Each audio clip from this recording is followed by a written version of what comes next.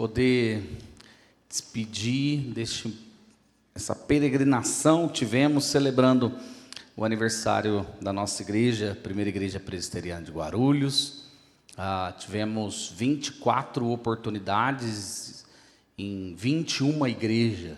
Por exemplo, estamos repetindo aqui, 21 igrejas, nesses 2 meses e meio de andança aí por diversos locais.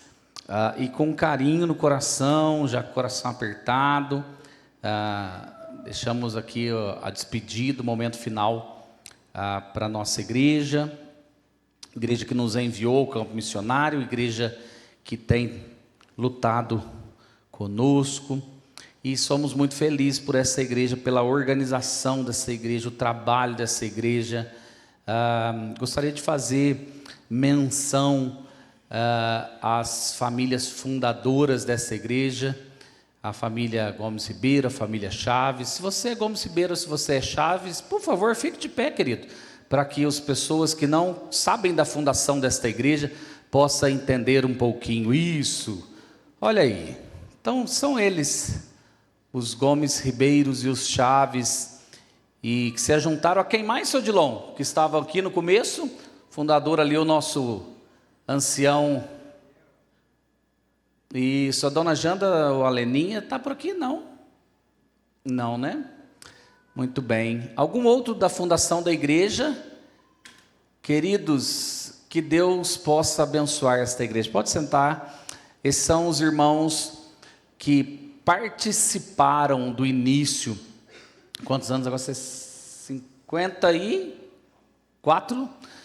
55 de organização, 65 de trabalho, né, Jorge?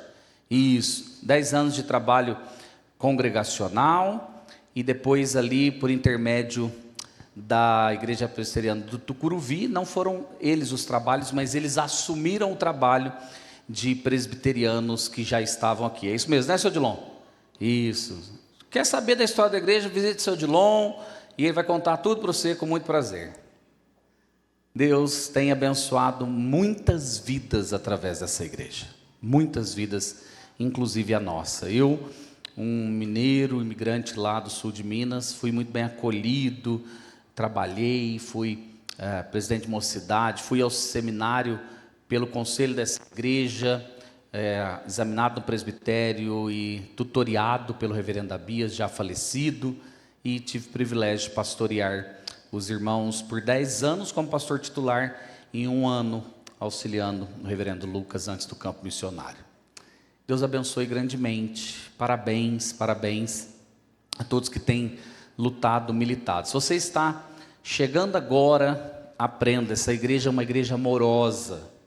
Se você está há muito tempo e está cansado dessa igreja, não vá embora, perdoe e continue. Certamente você ainda tem um grande tempo ainda para sofrer muitos danos nessa igreja e para causar muitos danos também. Esse é o trabalho que nós fazemos nesse mundo, né? Ferimos uns, também somos feridos, abençoamos e somos abençoados. Essa é a nossa vida debaixo do sol. Deus abençoe, queridos. Vamos, sem mais delongas, abrindo o texto sagrado no segundo livro de Samuel, capítulo de número 5.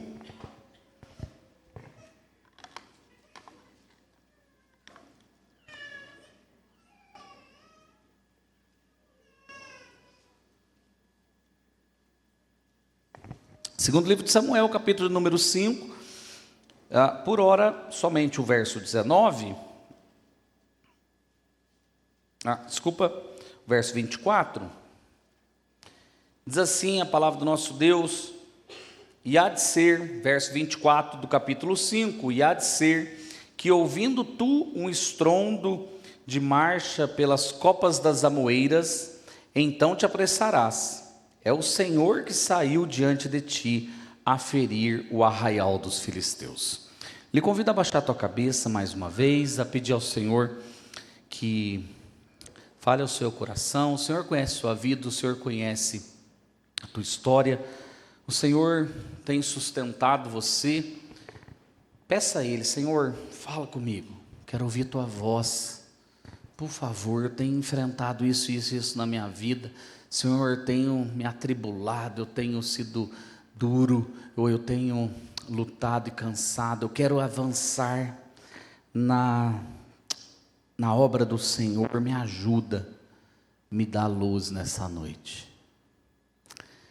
O teu povo está aqui, ó Deus, pedindo a tua mão, a tua iluminação. Ilumina-nos por meio do Santo Espírito que está em nós, que habita em nós, para a honra e glória de Cristo, nosso Senhor e Rei. No nome dele pedimos, amém.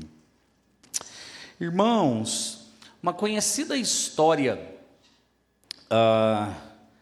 de um conquistador espanhol chamado Hernán Cortés. Ele foi um líder conquistador espanhol que saiu do que hoje é conhecido como Cuba, já havia conquistado aquela região e foi lutar em terras mexicanas para conquistar aquele pedaço de terra entre os astecas. Os astecas, um povo muito violento, um povo realmente perigoso. Os 500, 600 liderados de Hernán Cortés não confiavam muito no seu capitão. Diziam, se não der certo, embarcamos novamente nos nossos barcos e voltamos para a fortaleza em Cuba e lá nos refugiamos, porque nós não queremos perder as vidas, queremos voltar em segurança à Espanha. Hernán Cortés teve uma ideia, e os historiadores não sabem como ele a aplicou. Eu vou inutilizar os barcos, disse ele. Vou queimar, vou jogar fora as coisas, vou afundá-los, mas de fato a verdade é que ele inutilizou os barcos e assim os marinheiros, os combatentes não puderam voltar, só tinham um caminho: ou se uniam e avançavam para a conquista entre os astecas, ou não teriam por onde fugir, não teriam o que fazer. Assim fizeram, guerras violentas se travaram, avançaram o reino espanhol, o império espanhol naquela região. Você já estudou um pouco de história, sabe que o império espanhol foi grande na América Latina. Tirando nós aqui do Brasil, boa parte, ou quase toda a totalidade das Américas, tirando a do norte, foi dominado pelos espanhóis. E no meio de muito sangue, no meio de muita violência, você conhece bem, imagina bem a história.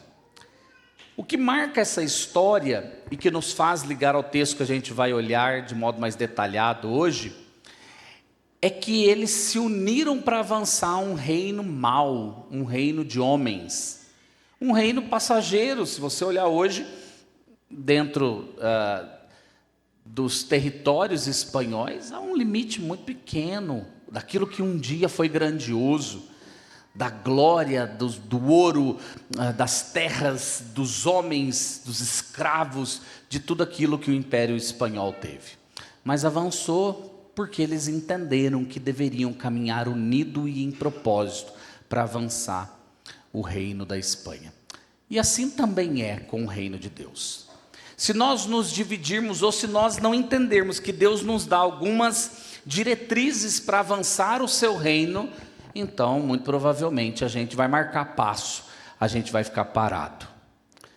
65 anos de história, 55 anos de organização.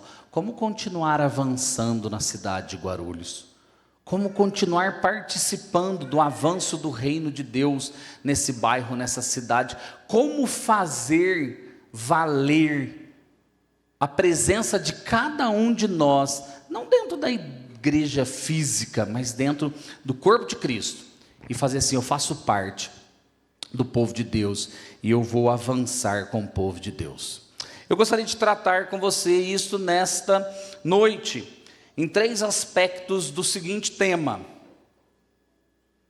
marcas do avanço do reino de Deus, unidade do seu povo, condução do Senhor e dependência dele.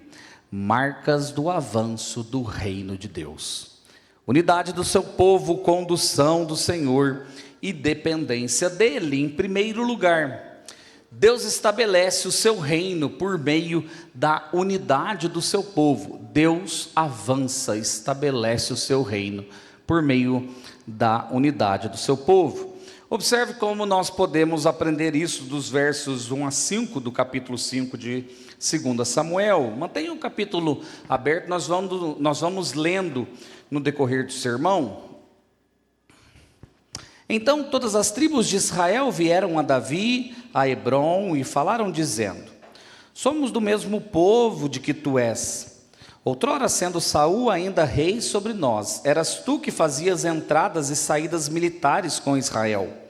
Também o Senhor te disse: tu apacentarás o meu povo de Israel e serás chefe sobre Israel. Assim, pois, todos os anciãos de Israel vieram ter com o rei em Hebrom, e o rei Davi fez com eles aliança em Hebrom perante o Senhor.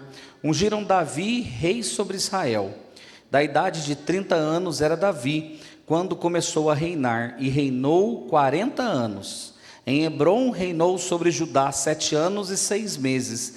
Em Jerusalém reinou 33 anos sobre todo Israel e Judá. Deixa eu só nos situar aqui, nos colocar dentro do contexto histórico do que está ocorrendo. Israel há muito era dividida, as tribos brigavam entre si, as tribos não se uniam.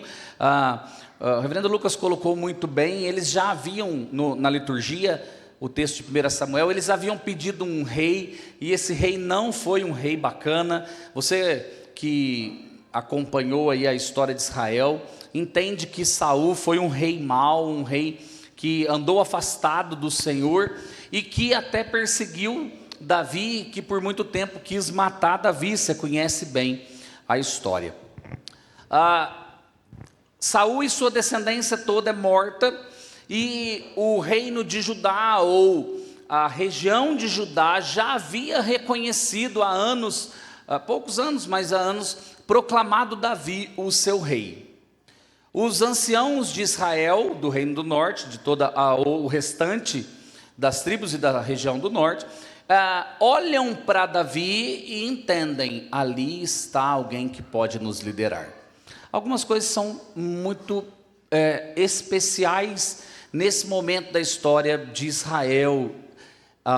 Primeiro, o povo reconhece que os anciãos, entenda anciãos como deputados, como aqueles que fazem a legislação, as leis do povo de Israel, eles que devem fazer a transição desde a morte de Saul, dos seus descendentes, para um novo rei. Eles entendem que se eles andarem desunidos, se eles não se unirem como nação, o reino de Israel não vai prevalecer. Então eles vão buscar a união de todo Israel, das 12 tribos, e de um só rei sobre eles, e Davi é este homem.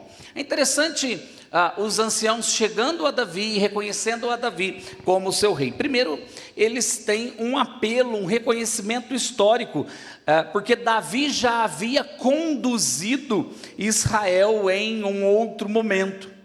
Ou seja, Davi já havia liderado Israel em campanhas militares, um ofício real. É o rei que deveria liderar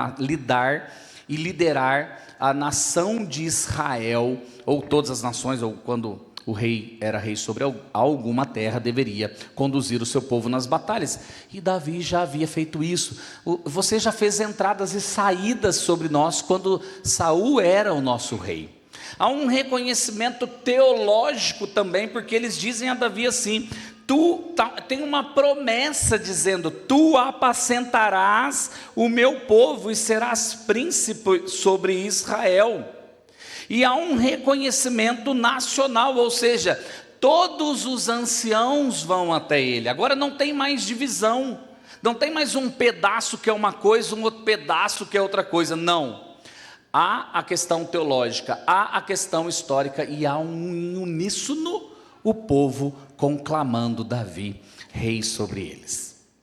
Irmãos, é interessante nós pensarmos algumas coisas aqui para a nossa vida como igreja que quer avançar dentro do reino de Deus, e avançar o reino de Deus aonde Deus nos tem estabelecido, seja Guarulhos, Brasil, ou Wellington, Nova Zelândia.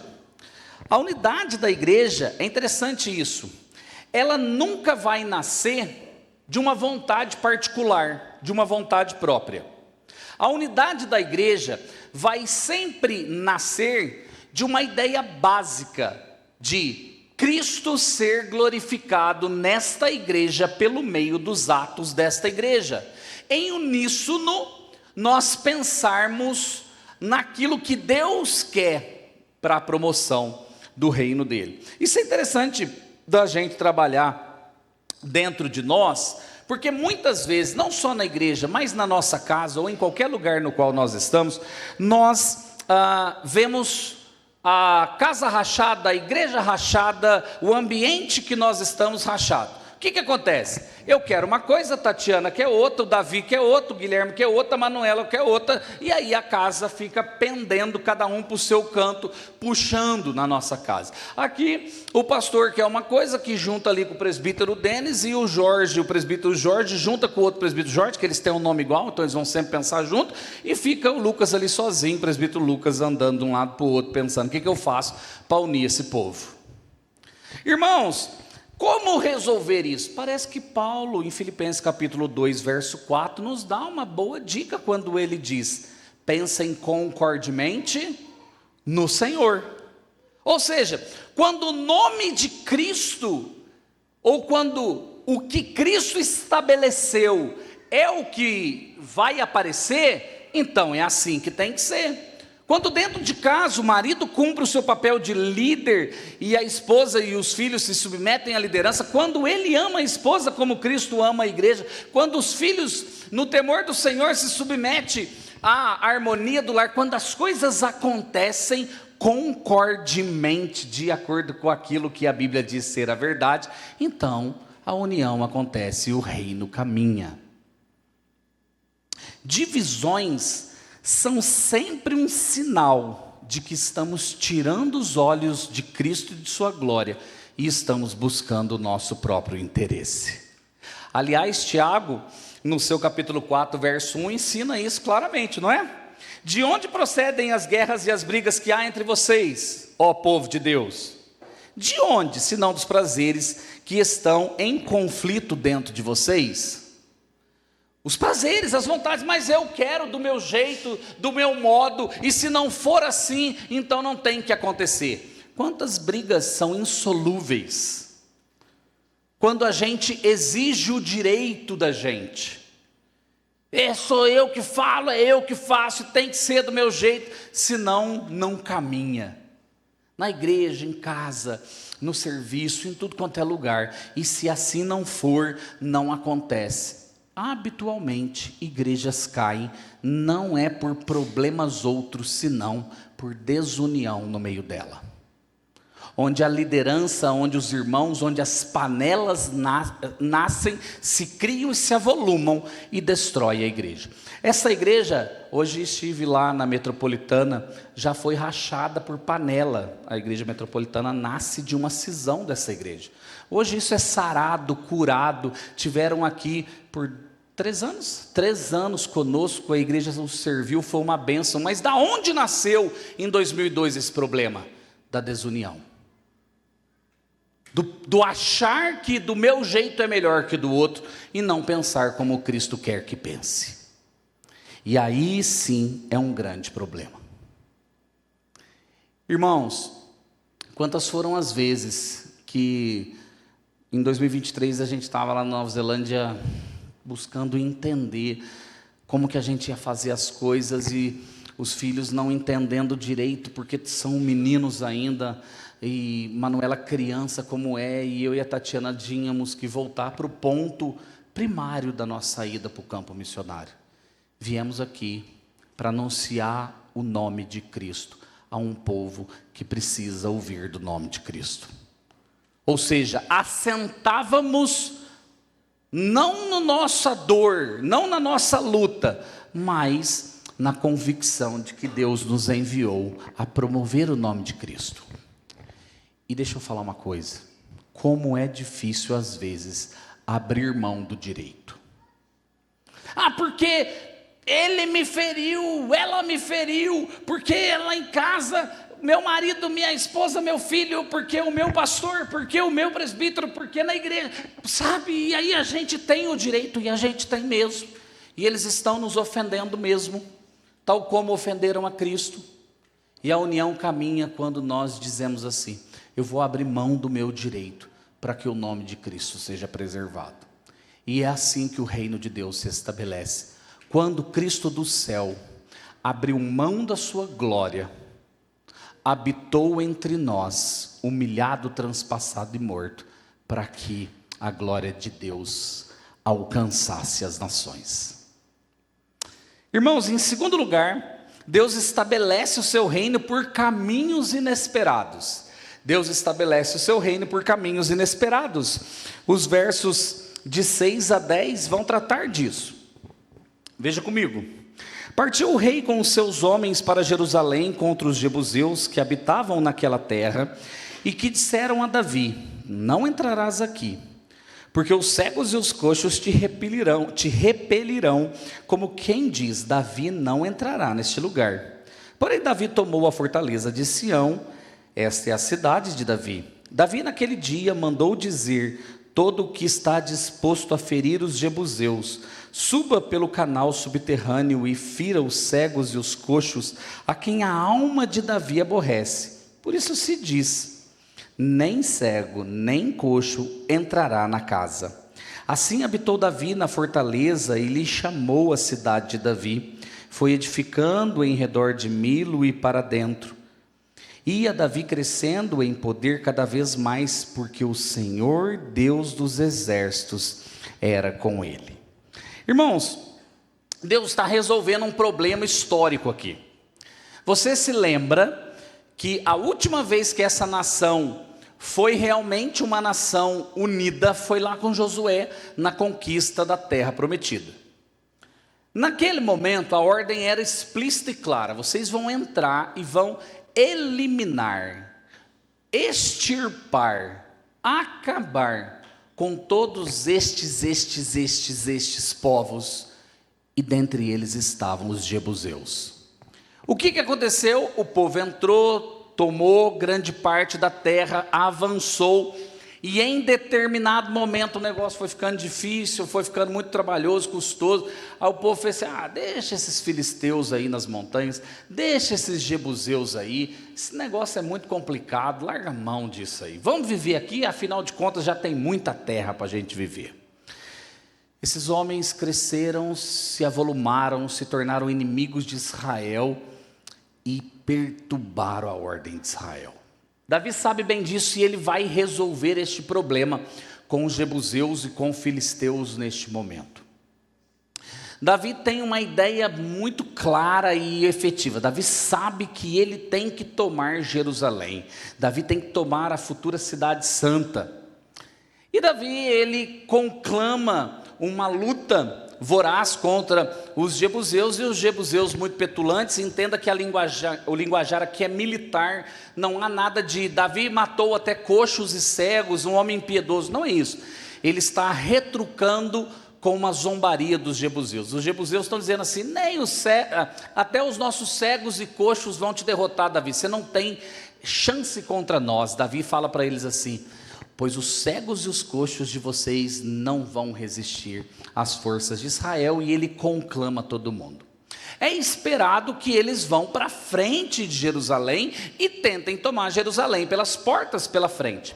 Davi dá estratégia e ele conclama que os homens entrem pelos dutos subterrâneos, pelos canais das águas que chegavam até Jerusalém, que estão lá até os dias de hoje, já que Jerusalém não tem rio que corta a cidade. Eles entram pelos dutos, surpreendem os jebuseus, matam os jebuseus, eliminam os jebuseus, cumprindo a ordem lá do passado, e agora se estabelecem e tomam a cidade de Davi, a fortaleza de Davi, e assim é estabelecido. E o texto é muito claro, porque o Senhor era com Davi. Irmãos, interessante, todos nós pensaríamos que Davi, com um volume grande, a nação toda de Israel, para tomar uma cidade, iria pela porta da frente.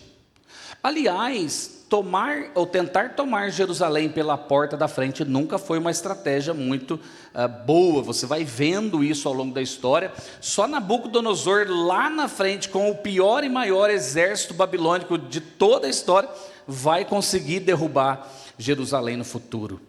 Mas Davi ganha do Senhor uma estratégia, um duto subterrâneo, um canal das águas, e Deus dá para ele um caminho inesperado. Irmãos, Deus dá para a gente muitas vezes, no avanço do seu reino, caminhos inesperados. Caminhos que a gente olha e fala assim: isso aí não dá em nada, isso aí não acontece, isso aí não avança. E é assim que Deus avança o seu reino. Quantas são as vezes que você tem um vizinho, um colega de trabalho, que você não tem espaço nenhum para falar de Cristo, para ele, para ela, e pelo bom dia, com aquele sorriso bom, você está precisando de ajuda? Se precisar, eu estou aqui. Caminhos simples, caminhos que você nem imagina, e que Deus vai e abre a porta para o evangelho entrar. Quantas são as vezes que você pensa assim: puxa vida, agora eu tenho que mudar porque pediram a minha casa e eu morava aqui há tantos anos de aluguel, já estava estabelecido, e eu vou para outro lugar, e chegando no outro lugar, é lá que você se estabelece, conhece pessoas, fala de Cristo Jesus, caminhos que você nem imagina. Quantas são as vezes que um simples encontro em tal lugar pode te abrir portas para falar de Deus? Quantas são as vezes que Deus usa das simples coisas que a gente tem para avançar com o seu reino? O problema é que às vezes a gente acha que Deus só está nas grandes coisas, só está no estrondo, no poder, no uau, e a gente se esquece que Deus estabeleceu o dia a dia, a ordem, a simplicidade, para que o reino dele avançasse. Se você voltar e começar a ouvir as histórias dessa igreja, por certo, o pastor Lucas já tem ouvido, você vai ouvir que esta igreja foi estabelecida e tem se mantido pela fidelidade dos irmãos. Enfrentado momentos de grande tribulação, pela simplicidade da frequência de domingo após domingo dos irmãos que se assentam aqui. Momentos que a igreja, já vi isso acontecer, eles vão lembrar de 2002, que metade dessa igreja estava vazia, e só uma parte dessa igreja estava cheia, e o pastor da época, o reverendo Abias, via e falava assim: eu vejo essa igreja cheia. Eu confesso que eu olhei do banco e pensei assim: coitado, acho que ele já começou a ficar meio gaga, respeitosamente falando. E eu vi na mão dele a igreja crescer, ao ponto de se encher. Como? Pela simplicidade de uma igreja amorosa, de uma vida cristã cotidiana, de um povo que resolveu fazer a vontade de Deus no dia a dia.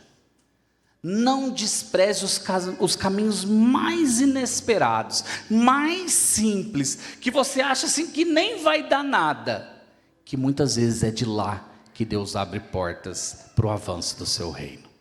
Deixa eu te contar uma coisa interessante que eu falei para alguns, não sei nem se eu falei aqui, irmão, são 24 vezes falando. Desculpa. Estávamos sem saber o que faríamos no início em 23 lá na Nova Zelândia, e eu, São Paulino convicto, torcedor essa tarde do Flamengo, recebendo um convite para trabalhar com futebol como voluntário, como treinador voluntário do time do Guilherme lá da escola dele. Ok, eu gosto de futebol, eu entendo de futebol, mas eu sou pastor, irmãos. Eu gosto de pregar, eu gosto de dar aula, eu gosto de falar de catecismo, de batizar a criança. Eu fiz JMC, eu fiz jumper. E Deus falou, isso aí não serve de nada para mim. Hoje eu te quero indo para o YouTube, procurando como treinar o meio de campo do time, como falar meio de campo em inglês, como que fala atacante em inglês, não sabendo falar e precisar que o meu filho me ajude, me traduza, porque eu estava há 4, 5 meses lá.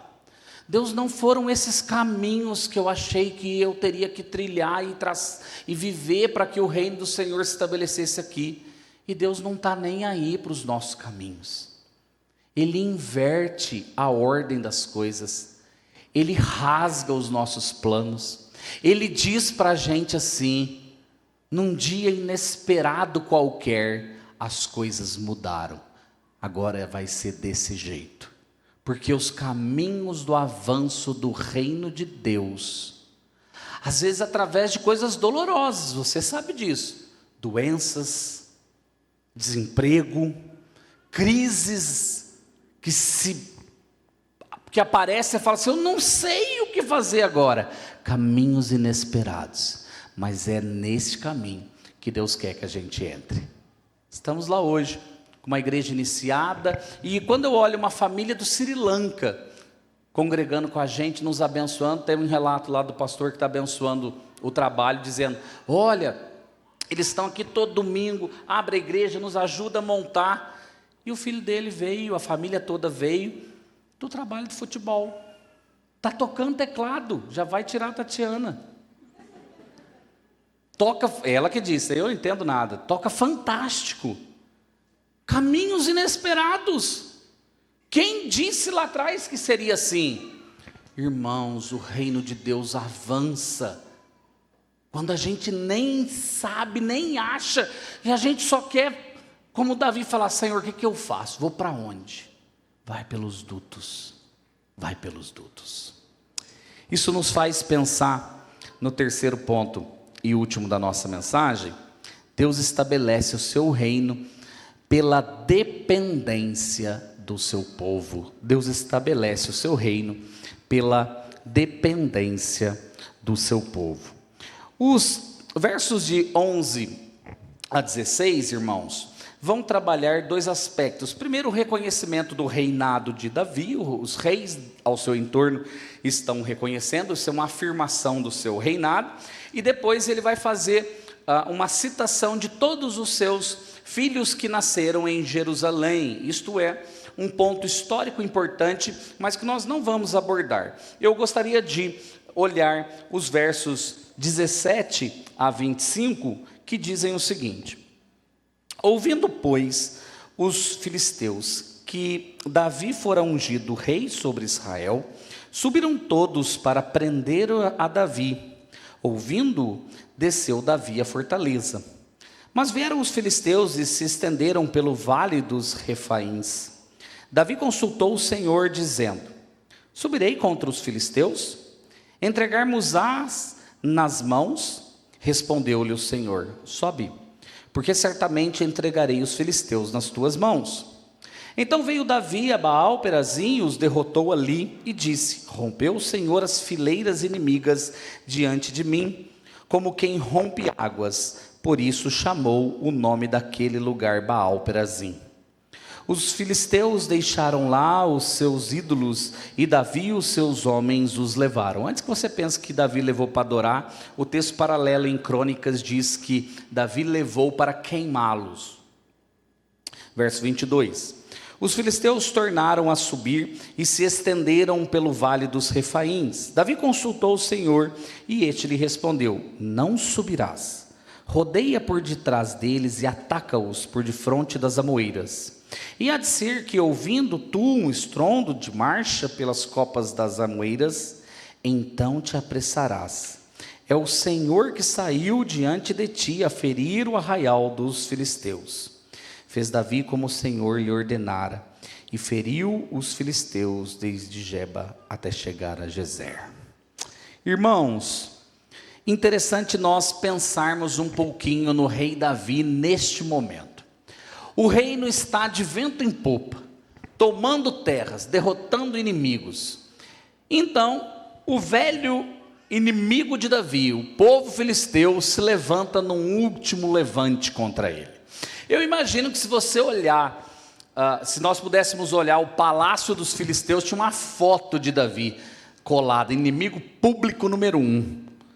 Desde o gigante filisteu, a fama de Davi era terrível. Os homens sabiam, os filisteus sabiam, ou a gente derrota esse homem agora, ou ele vai crescer e ele vai aniquilar com a gente.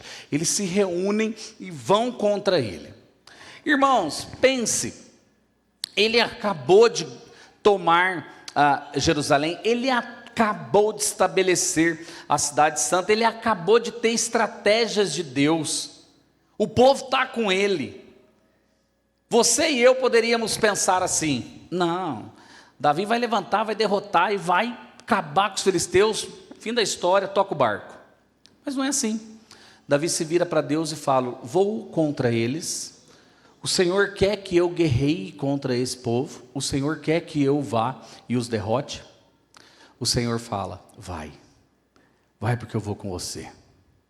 Davi está tão cônscio, tão consciente de que Deus está com ele, que Davi diz assim: este lugar a partir de agora se chamar Baal Perazim, porque o Senhor rompeu as fileiras, o Senhor derrotou os filisteus e a batalha foi ganha por conta dele.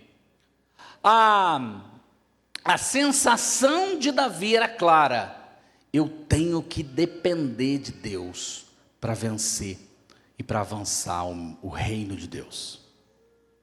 Toca o barco, os filisteus se espalham, vão num último levante, se reorganizam e falam: agora a gente vai tomar e agora a gente vai acabar com Davi. Irmãos, eu acho que eu e você não agiríamos como Davi. Poxa, já matou os jebuseus, já ganhou Jerusalém, já derrotou de forma cachapante os filisteus, agora é o resto dos filisteus se levanta, vou eu perguntar para Deus se Deus vai dar ou não os filisteus na minha mão, ou nada. Mas Davi depende de Deus, e Davi fala para o Senhor assim: Senhor, devo eu ir contra os filisteus? Deus fala assim: não vá. Estranho, né? Não vá. Davi precisava de uma última lição, e essa talvez seja a lição mais preciosa que nós devemos ter nesta noite, nesse texto. Davi ouve do Senhor assim: vá por detrás deles, aguarde, vá entre as amoeiras, e no meio das árvores você vai ouvir um estrondo, e quando você ouvir esse estrondo, saiba, eu estou saindo à sua frente, eu estou indo à sua frente. Davi está ouvindo de Deus uma grande, preciosa lição, que fica para todos nós nessa noite. Dependa de mim, Davi, avance o seu reino na minha dependência. Irmãos, algumas boas verdades são ditas ao nosso coração. Vitórias passadas não garante vitórias presentes, porque nós já sabemos lidar com essa situação, nós já passamos por isso, nós somos experientes, nós já entendemos como é que isso funciona. Fica tranquilo. Me parece que Deus está ensinando a cada um de nós aqui nesta noite: se você já venceu no passado alguma área da sua vida, não pense que a sua experiência lhe garantirá a vitória agora, presente. Dependa de mim. E a gente, não sei você, eu costumo achar que eu consigo fazer as coisas. Eu sei, é bacana isso lá na Nova Zelândia, né? Eu consigo, eu vou estabelecer uma igreja e vai acontecer. E Deus faz: você não consegue nem falar direito, como é que você vai estabelecer uma igreja?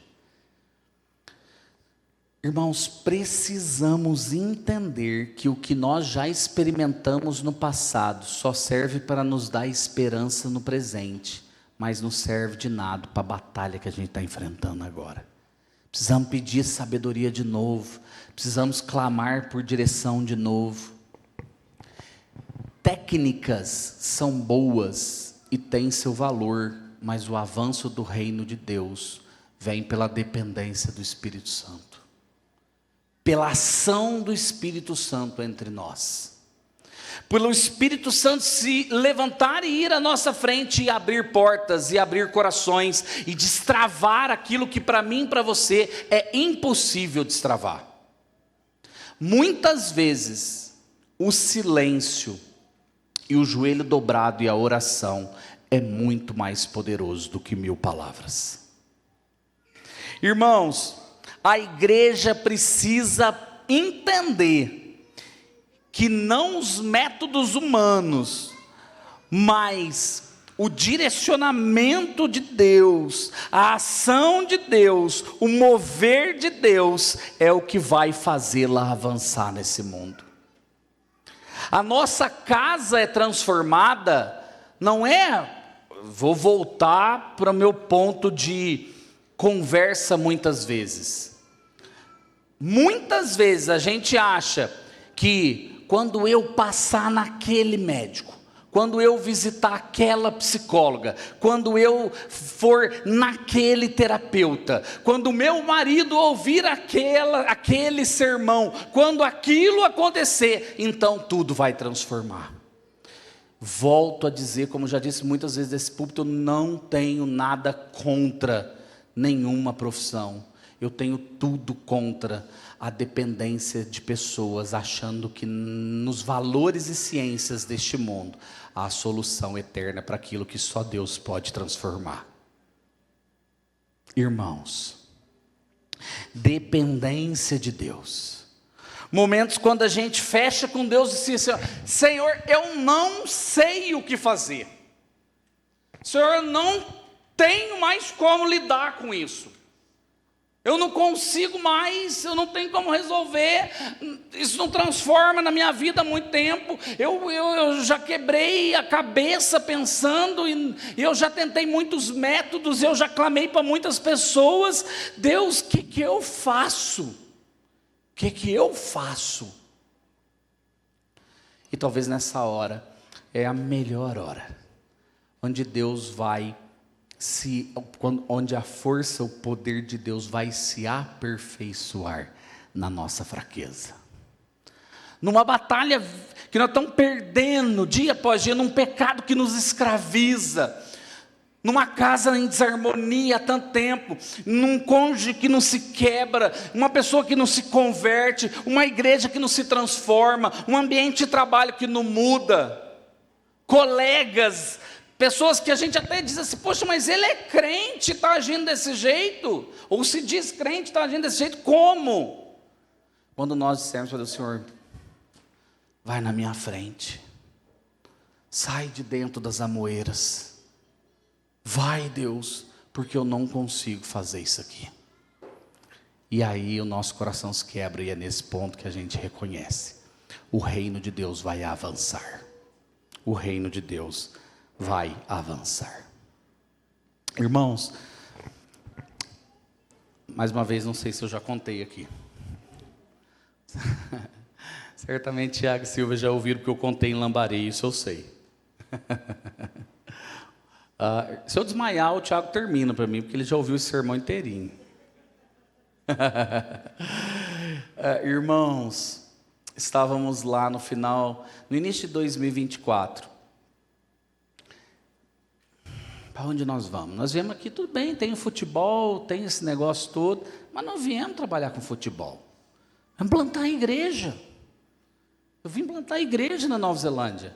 Mas como que eu posso plantar a igreja se eu não tenho um povo que possa começar esse trabalho comigo? Como que a gente vai? O que vai acontecer?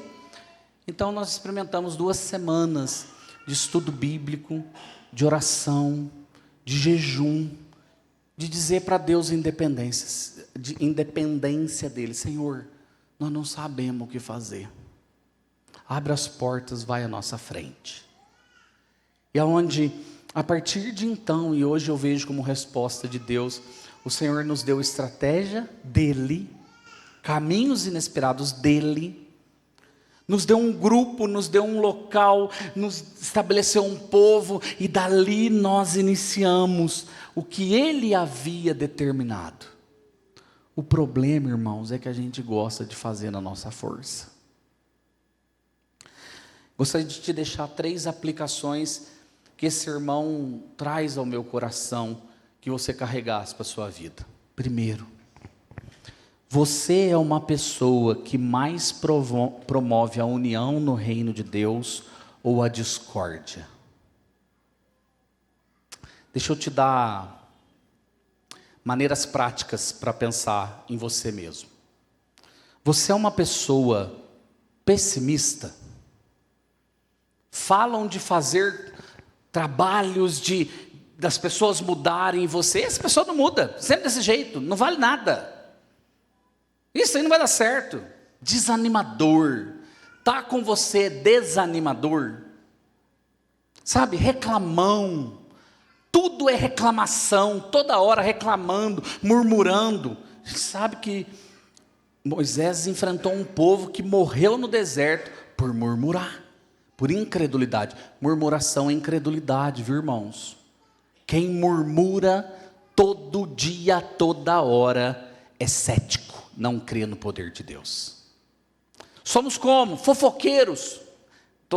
Uma repercussão fantástica da sua aula da fofocaria da igreja. Vem na escola dominical. Benção de Deus. O pastor estava ensinando sobre maledicência, fofoca, trabalhando à luz da Constituição. Da Confissão de Fé de Westminster, né? Isso mesmo. Irmãos, sou fofoqueiro. Não posso ouvir uma novidade, boa ou ruim que... Sabe assim, nunca te vi, minha irmã. Então, deixa eu falar. Tem um negócio do pastor Lucas, você precisa saber. Mas nunca vi a pessoa, já vou fofocar. Maledicência. Isso é sinal de que eu trabalho a serviço de Satanás, para destruir o reino de Deus, não para avançar o reino de Deus. Eu sou a pessoa que corta a fofoca. Você está falando para mim, você falou para a pessoa? Você falou lá para a pessoa? Mas aí é sem graça. Vou falar, ela vai ficar ofendida. Eu sou aquela pessoa que corto, que animo, que fala, pastor, não sei o que fazer, mas vamos fazer. Estou aqui. Sabe, toda hora é aquela coisa assim, estou cansada, está fazendo as coisas da igreja, está falando que está cansada. Sabe assim? Irmãos, em casa, deixa eu falar para os jovens e adolescentes, principalmente aqui, quando os teus pais te pedem para fazer as coisas simples do lar, nem é obrigação muito difícil, sabe assim, arrumar uma cama, pegar a tua roupa, escovar o dente, tomar o banho, você é aquele filho que... Estou no jogo já faz 5 horas, pai. Sabe, irmãos, como eu sou o filho que responde... Precisa de mais alguma coisa, pai? Mãe, você quer ajuda? Mãe, você quer ajuda? Olha que gostoso, você chegar aqui na igreja, olhar para o pastor, para os diáconos. Você não sou diácono, é ele que tem que cuidar. Assim, senhor, qual foi a vez que chegou para o diácono de plantão e falou, preciso de ajuda? Preciso de ajuda. Essas simples coisas promoverão o reino de Deus, e as pessoas vão olhar de fora, e vão olhar a nossa igreja, vocês aqui, nós na Nova Zelândia, e falar assim, puxa vida, aqui está diferente, aqui é um lugar diferente, um lugar gostoso, onde eu acolho, chega o visitante, e eu dou o sorriso, e eu dou o abraço, cara, que legal que você está na minha igreja, ou eu gosto da minha panela. Não, terminou o culto, eu vou ficar no meu grupo, e chegou aqui o visitante, e ele passou como se ele nunca tivesse entrado.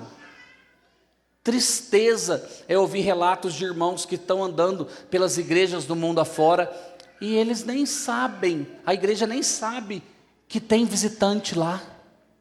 União, coisa gostosa, é ouvir assim, como eu fui bem acolhido neste lugar, na sua casa é um lugar fechado, ou um lugar aberto para unir o povo de Deus. Olha, irmãos, eu não estou falando nada espetacular, hein? Estou falando de simples coisas que nós devemos sondar o nosso próprio coração para avançar em união o povo de Deus. Uma outra boa aplicação é: lembre-se dos caminhos inesperados que hoje, amanhã cedo, Deus pode abrir e transformar a situação que você está.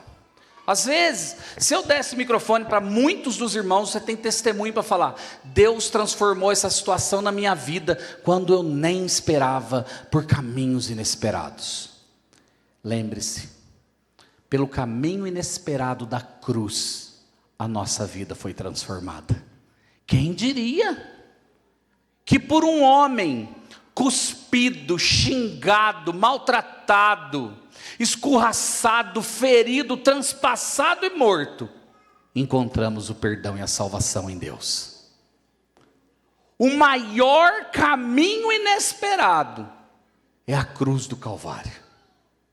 Caminho aonde aconteceu porque Ele abriu mão da sua glória. Às vezes o caminho vai se tornar aberto quando nós abrirmos mão do nosso direito e promovermos a glória de Cristo. Caminhos inesperados. Irmãos, precisamos depender de Deus. Eu volto para Nova Zelândia, estava lá na reunião da PMT, o pastor Cássio virou para mim e falou assim: e agora? Vocês vão fazer o quê? Vocês vão trabalhar com qual povo? Vão continuar de qual jeito? Sei quem falou próprio da reunião, de apresentação do projeto, continuidade, tudo. Eu virei para ele e falei: pastor, não sei. Não sei. Pela primeira vez eu falo: eu não sei. Ah, mas você já tem um povo, já começou. Nós vamos dar continuidade.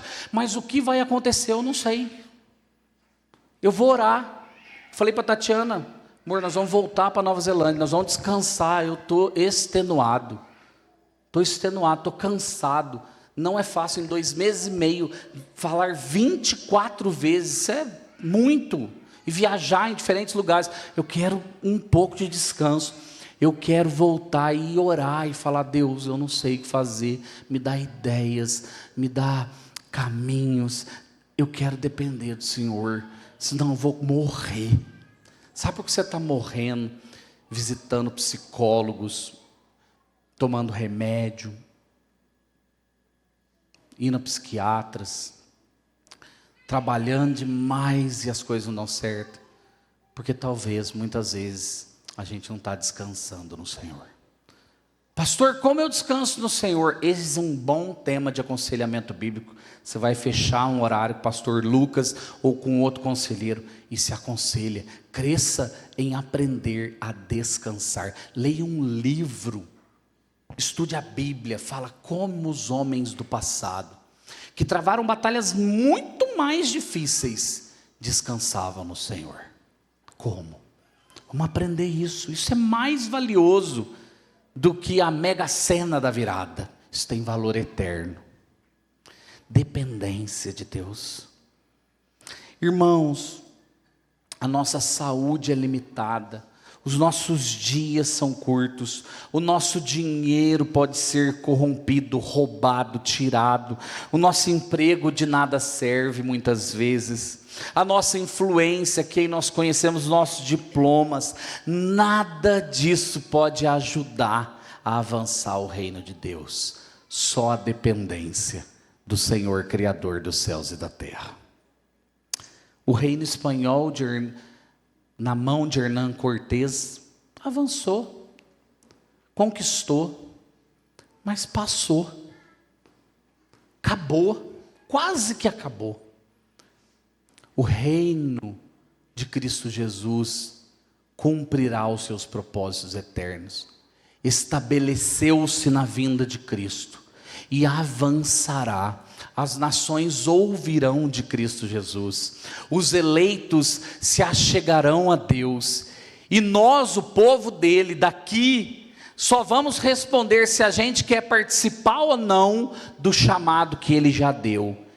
A minha casa, eu como líder, você como líder da casa, você como mulher auxiliadora, vai responder assim: eu vou avançar no reino de Deus. Eu vou combater as preguiças de não ir na igreja, de muitas vezes falhar. Eu vou tributar os meus dízimos e ofertas e vou parar de adorar o dinheiro e vou tributar ao Senhor dízimo e oferta, porque é assim que a palavra de Deus ensina. Eu vou voltar a minha vida ao Senhor em oração. São decisões que cada um de nós devemos tomar. Irmãos, de modo muito significativo, a igreja, o reino cresce, a família prospera, a missão avança, e o coração do cristão amadurece, quando o crente decide viver na dependência de Deus, buscando seus caminhos inesperados, andando unido com o povo de Deus. Que Deus abençoe vocês, irmãos.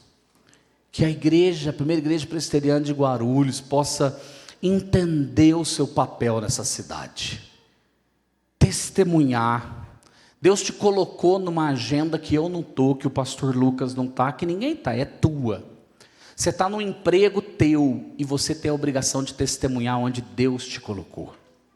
Avançar o reino lá. Que Deus te abençoe nisso.